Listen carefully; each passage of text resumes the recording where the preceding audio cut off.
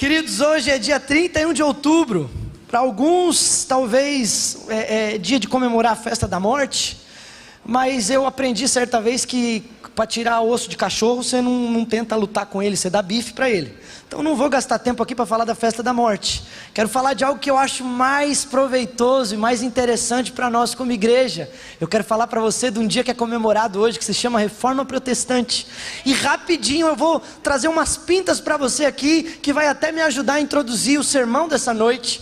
E eu queria dizer para você que a Reforma Protestante, que aconteceu no ano de 1517, há 504 anos atrás, marcou uma mudança na história da igreja. Talvez a reforma, como ela mesmo diz, restaurou, trouxe para um alinhamento a igreja de onde ela estava. Quero dizer para você que depois de Cristo, os discípulos se espalhando, a igreja primitiva atuando com força, com poder, começou a haver algo com a igreja oficial, onde uma deturpação ocorreu. A igreja oficial e os líderes da igreja oficial, que a gente hoje entende na história, eu vou dar esse nome para que você entenda, começou a se envolver com algumas coisas erradas. A igreja começou a se envolver com política, mais interessada em poder, começou a misturar com governos, começou a trazer algumas coisas que fugiam das escrituras, e então houve um tempo de sombras na história, apesar de que Deus, eu creio que Ele sempre teve homens e mulheres separados, mas infelizmente houve uma fase difícil na igreja, onde o povo foi inclusive proibido de ler as escrituras. Era somente um clero, algumas autoridades, algumas lideranças específicas que tinham acesso à luz das escrituras, e por isso até é chamado de Idade das Trevas, porque foi um tempo em que foi nos impedido de conhecer as escrituras e a verdade de Deus. Um homem que é o grande nome dessa reforma, que foi conhecido e ficou conhecido como aquele que foi o ápice, se chama Martinho Lutero, da onde surge a igreja luterana. E ele escreve 95 teses, ele se levanta de dentro dessa instituição oficial, e ele começa a combater dizendo: tem muita coisa que está fora do que a Bíblia diz, vocês estão ensinando coisas erradas, estão trazendo coisas que não são a verdade de Deus, e nós precisamos restaurar isso. Mas eu preciso dizer para você que vários homens fizeram parte desse processo, homens que vieram antes dele. Posso citar alguns aqui, como Wycliffe, que fez inclusive parte de uma tradução. Enquanto que ninguém podia ler, ele traduziu a Bíblia para o inglês, e ele pôde tornar acessível aquilo. Homens como John Huss, e esse homem inclusive 100 anos antes da reforma, quando ele começa a se levantar, a falar dessas verdades, a pregar o evangelho, não aceitam ele, queimam ele vivo. E tem relatos de que ele adora, ele está cantando louvores enquanto que ele é morto, queimado, e ele lança uma profecia enquanto que ele está morrendo, e ele diz: vocês mataram o ganso, mas daqui 100 anos vai surgir um cisne e vocês não vão conseguir segurá-lo. 100 anos depois, Martinho Lutero surge e ninguém consegue segurar o que acontece. Eu posso citar ainda Calvino, que fez parte disso. Eu posso citar Zwinglio e outros homens, e eu não consigo explicar todos para você aqui. Eu só quero trazer essa pinta para você. Mas alguns historiadores e pós-reforma conseguiram trazer, colocar em 5 pilares o que foi a base desse movimento. Apesar de esses homens não terem isso por escrito, e todos falando da mesma coisa, mas o discurso deles, a verdade que eles tinham, é conhecido como as 5 solas. E talvez você já ouviu falar disso. Trazendo para o português, a gente não fala sola, fala somente ou só a ele.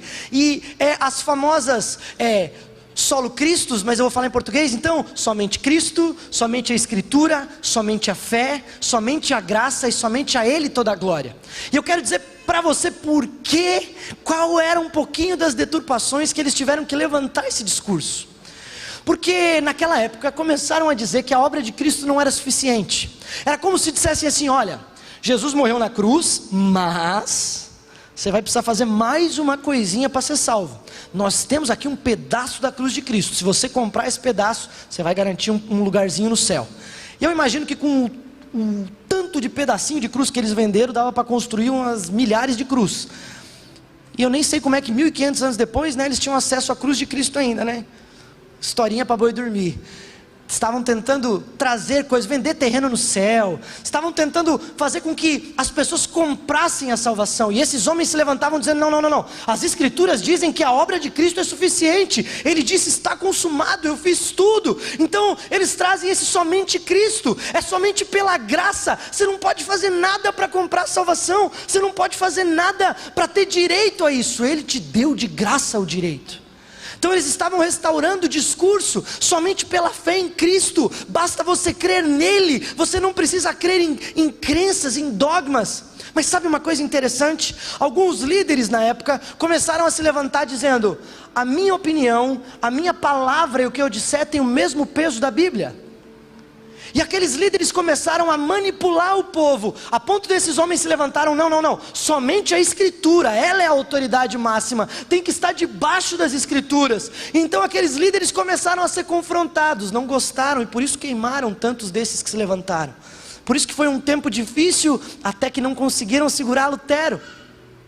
E eu quero dizer para você que ainda no fim disso, a quinta sola, é somente a ele a glória, porque alguns homens e uma instituição humana estava tentando roubar a glória de Deus, e eles levantaram, não, é somente a ele. E eu quero dizer para você que a glória não é de pastor, não é de cantor famoso, a glória não é de ninguém, é somente dele. Eu tenho aprendido, e um exemplo para mim que tem gritado nos meus ouvidos nos últimos dias, é que nós somos carteiros. Quando entregamos algo para alguém, nós só fomos aquele que foi contratado para entregar o serviço. As pessoas não agradecem o carteiro porque elas entregaram uma correspondência, elas ficam felizes com o remetente que mandou. Ele é o remetente, a ele toda a glória, nós somos os carteiros, nunca esqueça disso. Se Deus te usar, se Deus fizer algo através da tua vida, lembre, eu sou só o carteiro. Tenho aprendido isso tem renovado e me mantido na linha. E eu quero dizer para você, eu quero talvez nessa noite como um objetivo, lembrar você, compartilhar com você, lembrar um pouquinho do propósito de Deus para a igreja, lembrar por que nós somos criados, encorajar você a buscar a plenitude daquilo que a Bíblia relata como um padrão de Deus. Sabe por quê? Um dos lemas da reforma era reformando constantemente. A igreja está sempre se reformando.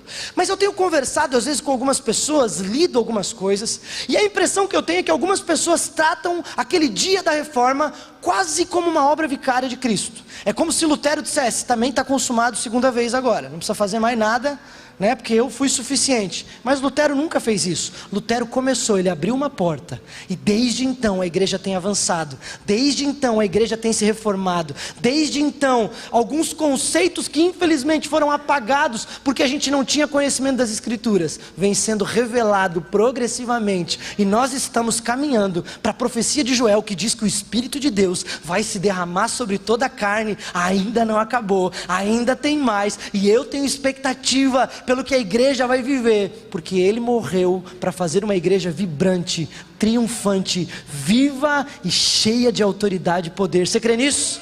Amém. Então vamos para cima. Eu queria compartilhar com você algo.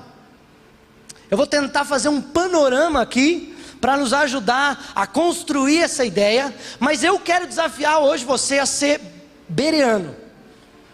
No povo, tem uma carta de Paulo em que Paulo ressalta um povo, o povo de Bereia. Diz que enquanto que ele pregava, eles recebiam com muita expectativa, eles recebiam com fervor a palavra, mas eles chegavam em casa e conferiam tudo que ele estava falando para saber, a Bíblia diz isso mesmo? Isso faz parte da reforma, a gente continua se reformando.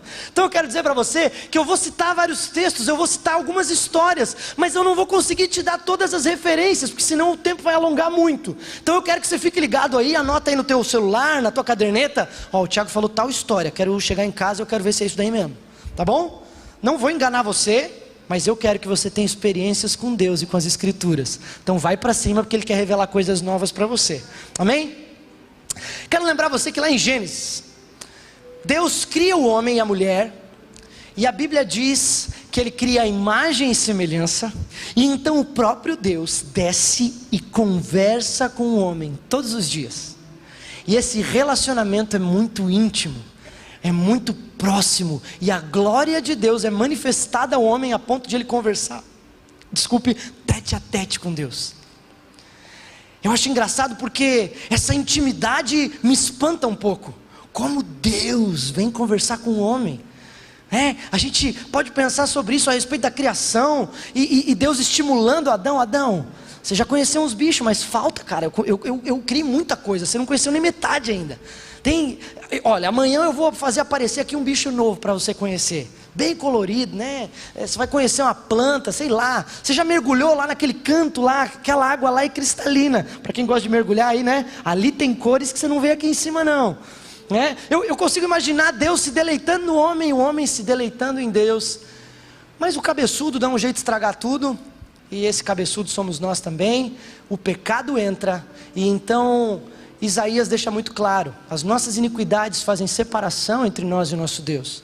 Não temos mais acesso, a glória na plenitude não se revela mais para nós, porque nós não suportamos mais. O pecado nos corrompeu, e a justiça e a santidade de Deus estão acima disso. Só que Deus, antes da criação do mundo, já havia providenciado solução. Porém essa solução se dá em um processo, aí que o nosso panorama começa. Então eu quero dizer para você que após a criação original e perfeita, Deus não se contenta, Ele diz: eu não vou perder, eu vou separar um povo para mim. Então no meio de toda aquela perversão, povos já fazendo coisas horríveis contra Deus, cultuando outros deuses, criando outras formas, queimando os próprios filhos, tentando de alguma forma chamar a atenção, e Deus está dizendo: vocês estão muito longe, eu não criei isso para vocês, mas eu vou separar um povo para mim, e esse povo vai ser diferente, vai ser santo como eu sou santo. Então Deus dá um conjunto de leis para esse povo. Deus começa a ensinar e separar, mas presta atenção, Ele diz: eu vou separar e fazer uma nação de sacerdotes. Sabe o que me chama a atenção? É que Deus revela para eles uma forma onde eles vão cultuar, e essa forma passa por algo chamado tabernáculo. Uma coisa muito simples, feita de pano, de madeira, um negócio meio nômade, porque eles viajavam no deserto e eles tinham que desmontar, montar em outro lugar. Mas pasme, nesse lugar a glória de Deus descia e se revelava, e todo o povo observava. A nuvem de Deus desceu, a glória dele está ali. Sabe, no texto de Êxodo 40 diz assim: então a nuvem cobriu a tenda do encontro, e a glória do Senhor encheu o tabernáculo. Moisés não podia entrar na tenda do encontro, porque a nuvem estava sobre ela, e a glória do Senhor enchia o tabernáculo. Sempre que a nuvem se erguia sobre o tabernáculo, os israelitas seguiam viagem. Mas se a nuvem não se erguia, eles não prosseguiam, só partiam no dia em que ela se erguesse. De dia a nuvem do Senhor ficava sobre o tabernáculo, e de noite havia fogo na nuvem, à vista de toda a nação de Israel, em todas as suas viagens. Deus disse: eu vou deixar vocês experimentarem e perceberem de longe a minha glória. Um pouquinho antes, isso aqui foi a inauguração desse tabernáculo. Foi alto estilo, né? Já começa assim, a glória desce. Mas eu quero dizer para você que em Êxodo 24, um pouquinho antes, quando Deus está separando e chama um líder que é Moisés, Moisés sobe um monte, e olha só um pouquinho dessa descrição da glória de Deus nesse texto. Êxodo 24, 15, quando Moisés subiu, a nuvem cobriu o monte, e a glória do Senhor permaneceu sobre o monte Sinai. Durante 6 dias a nuvem cobriu o monte, e no 7º dia o Senhor chamou Moisés do interior da nuvem. Aos olhos dos israelitas, a glória do Senhor parecia um fogo consumidor no topo do monte. Moisés entrou na nuvem e foi subindo o monte, e permaneceu no monte 40 dias e 40 noites. Eu quero dizer para você que a glória de Deus não se revela como algo tão meigo, mas como algo aterrorizante. A ordem era: ninguém vai subir, era quase o filme do Bop. Não vai subir ninguém, porque vocês estão passíveis de morte se vocês se aproximarem. Só Moisés sobe. A glória de Deus, aterrorizante, continua se revelando para aquele povo, mas agora o povo está muito distante daquilo, olha para aquilo com medo, a ponto do próprio povo dizer: Moisés, nós nem queremos subir, cara, vai lá, tu fala com ele, depois tu avisa nós vamos fazer o máximo para obedecer esse negócio aí. Mas eles estavam com medo de Deus. Eu quero dizer para você que era evidente para todos os povos, porque quando olhavam para o deserto e viam aquela nuvem passando, lá está o povo e a glória de Deus está com eles. As pessoas percebiam aquilo.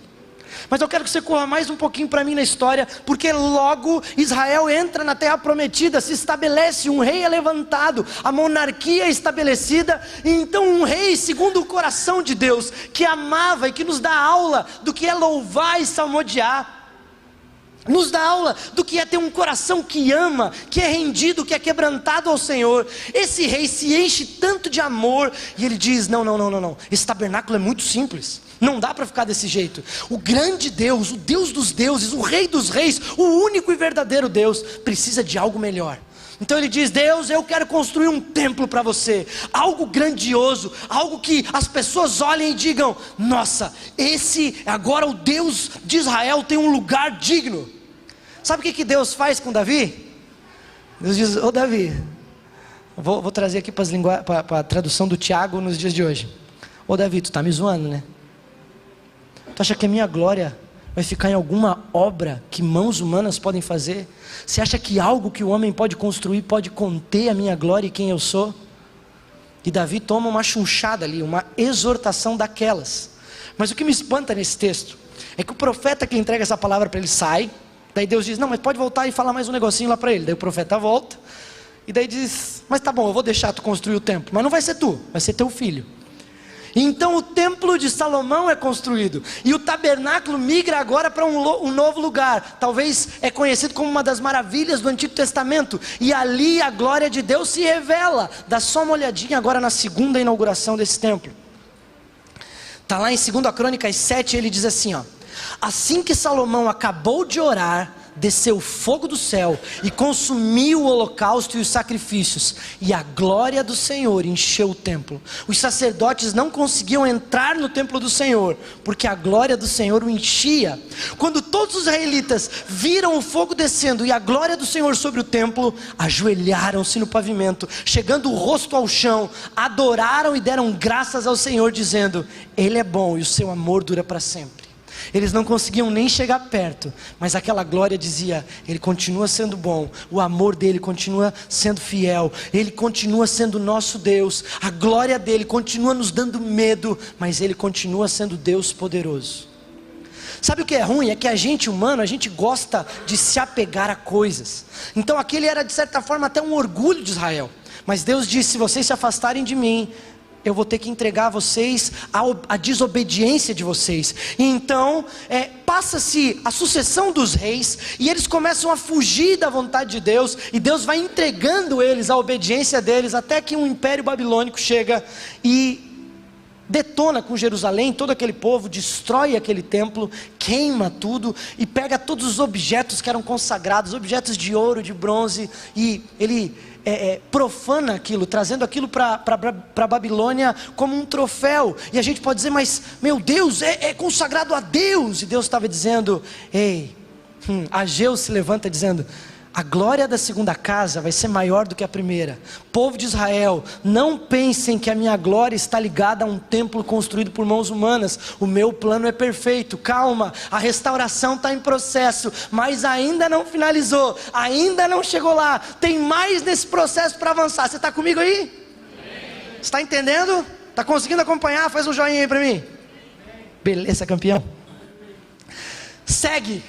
Segue-se, depois daquilo ali tem o que a gente chama de período intertestamentário, são 400 anos ali, que está entre Malaquias e Mateus, né, ali no começo do Novo Testamento, e a gente fica ali num vácuo. Você vai estudar sobre isso, e ali deu uma bagunçada em Israel, aconteceu muita coisa, mas de repente, a promessa de Deus avança, e eu gosto muito de como João começa o livro dele, porque então João diz que Deus se faz homem, e vem habitar entre nós. Eu quero que você abra a tua Bíblia em João, no capítulo 1, no verso 14.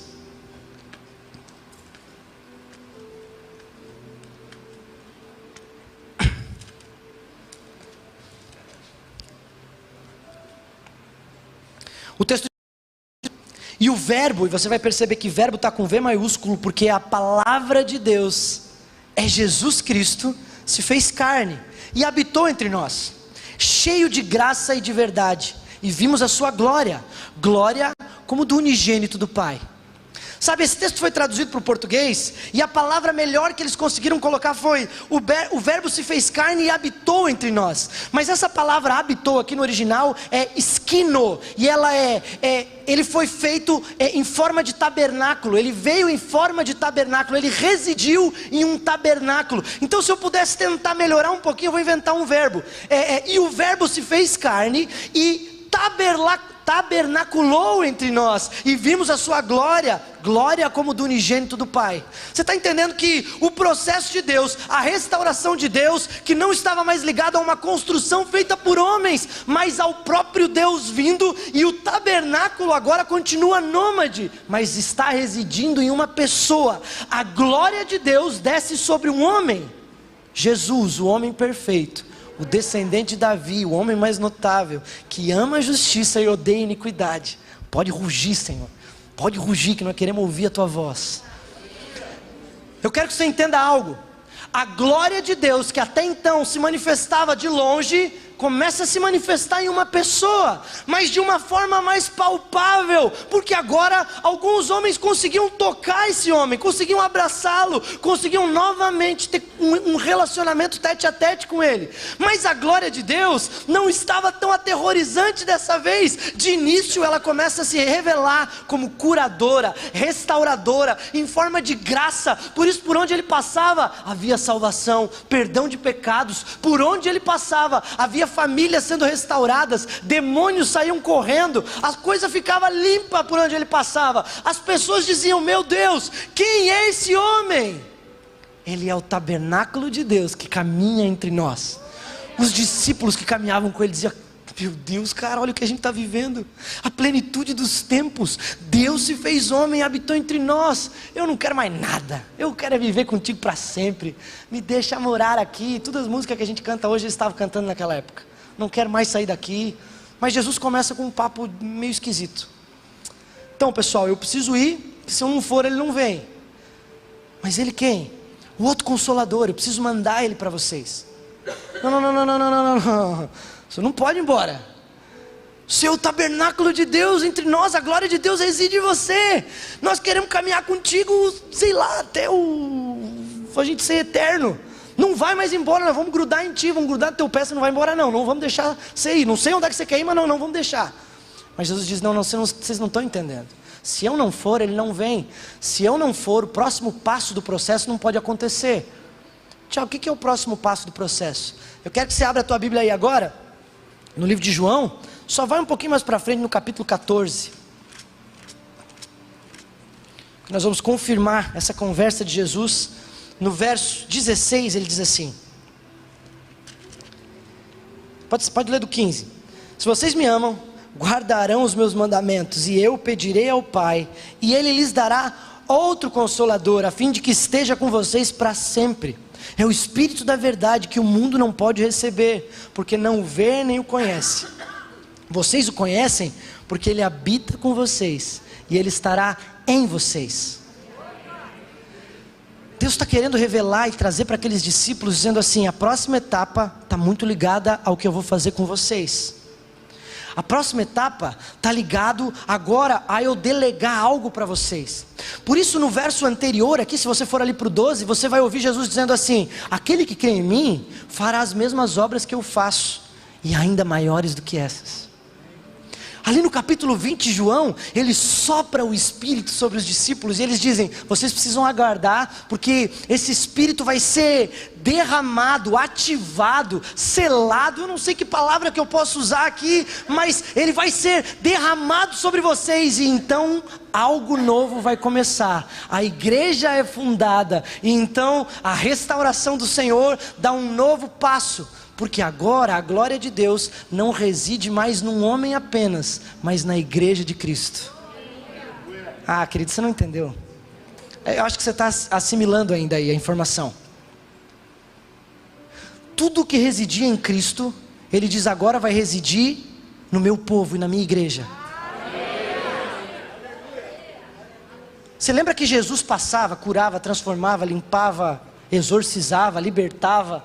Ele está dizendo: vocês creem em mim? Vocês vão fazer as mesmas coisas, porque a glória de Deus que reside em mim, agora vai passar a residir em vocês. De tabernáculo que eu sou, agora eu quero um templo que eu estou construindo. Eu vou ser a pedra angular, mas vocês vão ser as pedras vivas. E agora nós estamos indo para a segunda etapa. A glória da segunda casa é maior, porque não está se revelando numa construção, mas se revela através do meu povo. Você está entendendo quem o Senhor te chamou para ser? Você está entendendo qual é o propósito da igreja? Você está entendendo aquilo que nós devemos andar e viver? Eu quero te chacoalhar nessa noite, porque eu estou sendo chacoalhado por isso. Eu estou sendo chacoalhado porque cada vez que eu passo a ler as Escrituras, cada vez que eu passo a ler a verdade da Bíblia, a verdade da igreja primitiva, eu olho para mim e eu digo: Senhor, eu estou aquém disso. Eu estou aquém, eu não estou vivendo o que as Escrituras estão dizendo. Senhor, a mesma intensidade, a mesma autoridade, Senhor, Tu derramou o Espírito e eu quero esse troço aí, eu quero viver isso daqui, porque se eu sou igreja cheia de glória, para fazer o mesmo que Tu fez, e ainda mais, eu quero viver isso daí. Só alguns querem viver comigo. Querido, eu quero te incomodar nessa noite. Qual é a tua vida de crente? É vir no culto de domingo? Não foi para isso que Ele te comprou. É frequentar uma religião bacana e poder dizer: olha meu círculo de amigos, todos crentes, bem-sucedidos, prósperos, casa nova, carro bom. É para isso? Não foi para isso que Ele te comprou. Foi para fazer parte de uma seita? Nós nem somos seita, mas eu não sei o que está na tua cabeça. Eu quero te dizer que Ele te comprou e Ele te fez povo para revelar a glória dEle. Ele te fez povo e Ele derramou, delegou autoridade sobre você para fazer tudo o que Jesus fez nessa terra. Não precisa me responder, mas quando tu olha para a tua vida, você está vivendo isso? Ou você está igual eu, meio desesperado, dizendo: eu quero mais, Senhor. Eu quero mais, Senhor. Tá? Não é isso. O que eu estou vivendo não chegou ainda. Espírito Santo, eu creio, mas faz o que tu tem que fazer, derrama, batiza, ativa, me chuta, me derruba, não sei o que tu quer fazer comigo, mas faz porque eu quero viver a plenitude do que tu disseste que eu ia viver. Eu acredito que Deus está olhando e esperando uma igreja inconformada, desesperada. Eu acredito que você tem que ter essa fome comigo. Eu não acredito que você vai sair daqui com a mesma cabeça que você entrou. Você tem que sair daqui diferente. Você tem que sair daqui indignado com você. Indignado, dizendo: não, é pouco, não estou vivendo. Vai ler as Escrituras para você ver. Vai ler o que Pedro fazia, o que Paulo fazia. Vai ler o que os discípulos, os iletrados, os pescadores faziam. Porque foi isso que Ele nos chamou para fazer. Eu creio que Ele começou, mas eu creio que ainda tem mais. Eu creio que ainda tem mais. Eu acho engraçado porque Jesus traz para nós isso. E eu quero ler um texto com você aqui que está em 1 Pedro, no capítulo 2. E ele diz assim, versículo 4 até o 10, eu vou ler bem rapidinho. À medida que se aproximam dele, a pedra viva, rejeitada pelos homens, mas escolhida por Deus e preciosa para Ele, vocês também estão sendo utilizados como pedras vivas na edificação de uma casa espiritual, para serem sacerdócio santo, oferecendo sacrifícios espirituais aceitáveis a Deus por meio de Jesus Cristo. Porque assim é dito nas Escrituras: eis que põe em Sião uma pedra angular, escolhida e preciosa, e aquele que nela confia jamais será envergonhado.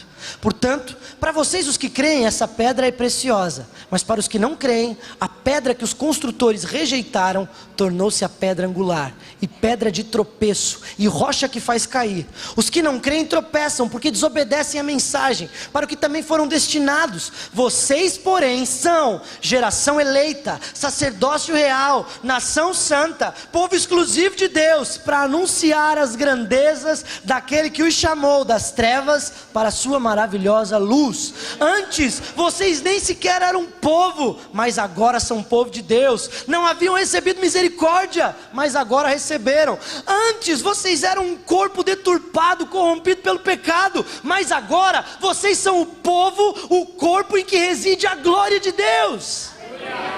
Querido, não se contente com pouco, não se contente com pouco. Não queira pouco. Eu creio num povo que faz um estardalhaço por onde passa. Eu creio no povo de Deus, homens simples, mulheres simples como eu e você, mas que incomodam por onde estão. Porque uma fé viva, aprendi isso com o pastor Carlito, incomoda uma fé infértil. Uma fé que trabalha, que atua, faz com que religiosos se incomodem. Uma fé que começa a bagunçar as coisas, faz com que as pessoas não entendam, mas revela a glória de Deus por onde passa. O meu Deus não parou de curar. O meu Deus não parou de salvar, o meu Deus não parou de transformar histórias, o meu Deus não parou de quebrar cadeias, o meu Deus não parou de libertar cativos, o meu Deus continua revelando a glória dele, mas Ele me escolheu para fazer isso, Ele te escolheu para fazer isso. Sabe, às vezes eu me pego pensando assim: Deus, quando tu fazer algo, daí eu vou ir. Mas a minha mentalidade estava errada, porque os sinais seguem os que creem. Por isso eu vou ir, porque Ele já fez. Espírito Santo, eu vou te incomodar até tu me encher. Eu vou te encher até tu me encher. Encher as paciências, até tu cansar de mim e derramar e fazer o que tu tens que fazer. Sabe, eu tenho estudado um pouquinho sobre batismo no Espírito Santo, tenho lido algumas coisas, tenho procurado entender mais sobre isso, porque eu quero mais, eu estou incomodado, eu quero mais. E algo que eu descobri, ouvindo um professor de Novo Testamento, do movimento pentecostal, ele disse: você sabe por que o movimento pentecostal surge? Porque a teologia estava meio que acostumada, dizendo: não, quando a gente se converte, o Espírito Santo já está em nós e é isso daí. Então alguns homens dizem: não, mas quando eu leio a Bíblia, eu não vejo que é isso. Tem mais. Então essa teologia pentecostal, de homens desesperados, que clamam por Deus, surge dizendo: eu quero viver o que a Bíblia diz. Senhor, está muito pouco. Espírito Santo, tu não parou de trabalhar, eu quero mais. Deixa eu lembrar para você, sabia que nós somos uma igreja pentecostal? Você sabia que a gente é esse mesmo povo desesperado? Você sabia que é esse mesmo povo incomodado? Ah, querido, chacoalha nessa cadeira aí, pelo amor de Deus. Deixa o Senhor queimar teu coração. O Senhor quer transformar essa cidade, querido. Isso não é discurso de clichê, não é para emocionar ninguém. É porque Ele escolheu um povo para curar, para salvar. E esse povo é eu e você, é a igreja dEle. Deixa isso entrar no teu coração, te ferir, como eu gosto de brincar, te ofender. Isso tem que te chacoalhar, você não pode sair daqui igual. Sabe o que é legal? Quando olha para Apocalipse, diz que na nova cidade celestial não vai haver um templo feito por mãos humanas, porque o próprio Deus e o Cordeiro são o templo. Eu anseio pelo dia da plenitude, em que novamente Ele vem, fala conosco face a face, ministra as nossas vidas, e o próprio Deus comunga com o seu povo. Mas querido, essa fase é de ansiedade, de expectativa. Mas a fase que eu e você vivemos hoje é de que o Espírito Santo nos guia, nos leva e nos revela a vontade de Deus hoje. Porque todos aqueles que são guiados pelo Espírito de Deus são filhos de Deus. É o que as Escrituras dizem. Anseie ser guiado por Deus no teu dia a dia. Anseie ser guiado pelo Espírito Santo. Eu creio que Ele está derramando dom sobre a igreja.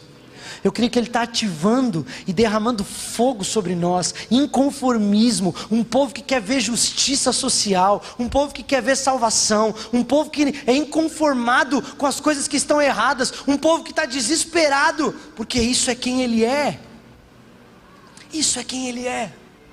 Isso é quem Ele é. Eu queria que você ficasse de pé, que você fechasse os teus olhos. Eu queria convidar o louvor para subir. Eu creio que nessa noite o Senhor está despertando pessoas. Eu creio que alguns aqui já receberam esse batismo no Espírito Santo, mas Paulo diz a Timóteo: reaviva o dom que há em ti pela imposição das minhas mãos. Mas eu creio que alguns que estão aqui estão dizendo: Tiago, eu não sei do que tu está falando. Então eu te convido, você quer experimentar?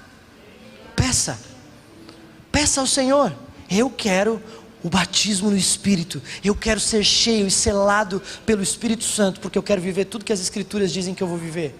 Peça, porque a palavra diz que se uma criança pede a um pai pão, o pai dá pão. E ele diz: quanto mais o nosso Pai não nos dará o Espírito Santo àqueles que pedirem. Você é filho de Deus aí? Peça,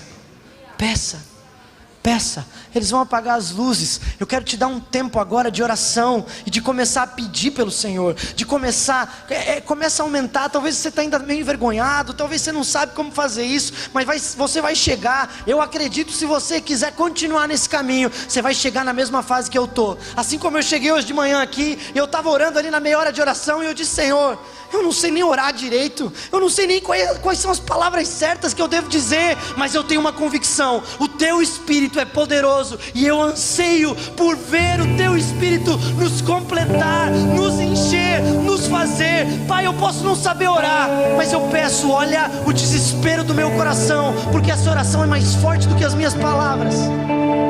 Teu coração está desesperado, comece a pedir: Senhor, eu quero mais, eu quero a Tua presença, eu quero o Teu fogo, eu quero o Teu Espírito, porque eu quero viver o Teu propósito, porque eu quero ser a igreja viva, vibrante, triunfante, que manifesta e revela a Tua glória por onde passa. Enquanto você está orando e clamando ao Senhor, eu quero te dizer algo que você vai precisar decidir hoje. Talvez você acompanhou um pouquinho do caso do Maurício Souza essa semana nas redes sociais. Um homem que expressou uma certa opinião a respeito de sexualidade e foi cancelado pela galera da lacração. E uma coisa que me chamou a atenção é que eu não vi tanto apoio nas redes sociais, mas o número de seguidores dele passou de 200 mil para 2 milhões e 400 mil.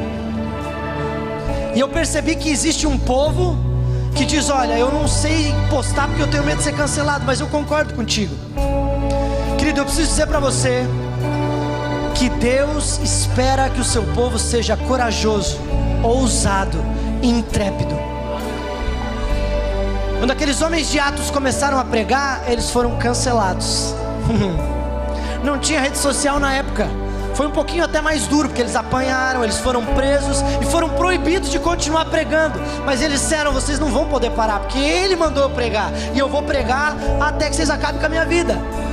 Eu quero dizer para você que se você quiser ver a glória de Deus manifestada e revelada, você vai ter que romper com os teus medos. E eu quero dizer para você que eu tenho feito essa oração: Deus, me faz corajoso, me faz intrépido. Eu não terei medo em nenhuma circunstância de pregar o Evangelho. No meu trabalho eu vou me posicionar, na minha escola eu vou me posicionar, e eu vou falar de quem Tu és, porque eu creio que a Tua glória será revelada. Você ainda quer o batismo no Espírito Santo? Ele está procurando corações desesperados. Eles vão começar a cantar uma canção aqui, e eu quero que você entregue a tua oração ao Senhor. Mas mais do que isso, eu quero pedir que os pastores venham à frente, porque eu quero desafiar você hoje. Se você quer receber essa oração, eu creio na imposição de mãos que a palavra diz, para que você receba o sopro do Espírito, para que você receba o selo do Espírito. E se você quer isso, dê um passo à frente, que nós queremos orar com você. Pastores, não precisa gastar muito tempo, apenas obedeçam, toquem, entreguem, obedeçam o Espírito Santo e continue. Vai para o próximo, em nome de Jesus. Eu quero viver algo novo, faz meu coração arder de novo, fazendo todo medo desaparecer, trazendo sobre mim um novo amanhecer. Eu quero viver algo novo, vem me visitar hoje aqui. Querido, se você está inseguro, se você acha que os teus pecados te impedem, vem à frente, deixa os teus pecados diante de Deus e receba o selo do Espírito. Ele está preocupado em te fazer santo, em te fazer justo e perfeito. Sai do teu lugar sem medo, receba de Deus o novo do Senhor. Espírito vem, Eu quero viver Espírito algo Santo. novo, faz meu coração arder de novo, Faz o nosso coração arder, fazendo todo medo desaparecer, trazendo sobre mim um novo amanhecer.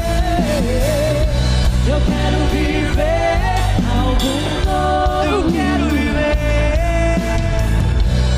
faz meu coração arder de novo,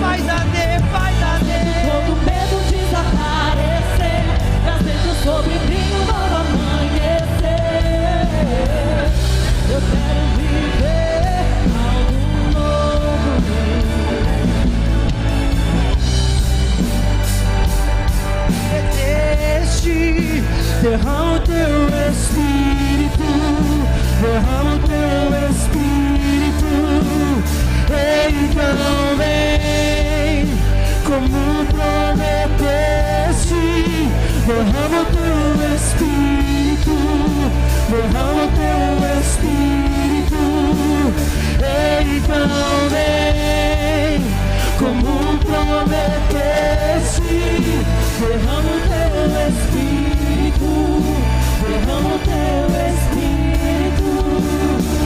Então vem, como prometeste, derrama o teu Espírito, derrama o teu Espírito. Teu amor é como de um pai e de um irmão, como a garra de um leão, assim como nenhum outro. Violentamente me persegues e me abraças, me encontras em quem tu és. Então vem, como prometeste, derrama o teu Espírito, derrama o teu Espírito. Então vem, como prometeste, derrama o teu Espírito. Aumenta o volume da tua voz, aumenta o volume do teu coração. Eu quero mais, eu quero mais. Eu me entrego a ti, eu me entrego a ti. Pode fazer o que tens que fazer. Então vem, como prometeste, derrama o teu Espírito, derrama o teu Espírito. Então vem, como prometeste, derrama o teu Espírito, derrama o teu Espírito. Teu amor é como de um pai e de um irmão, como a garra de um leão, assim como nenhum outro. Violentamente me persegues e me abraças, me encontras em quem tu és.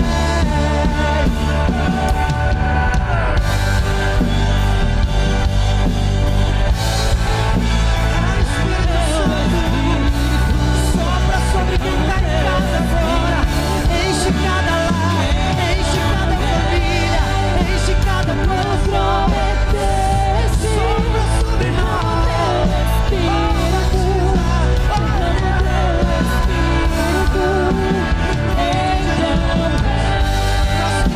Como prometeste, derrama o teu Espírito, derrama o teu Espírito.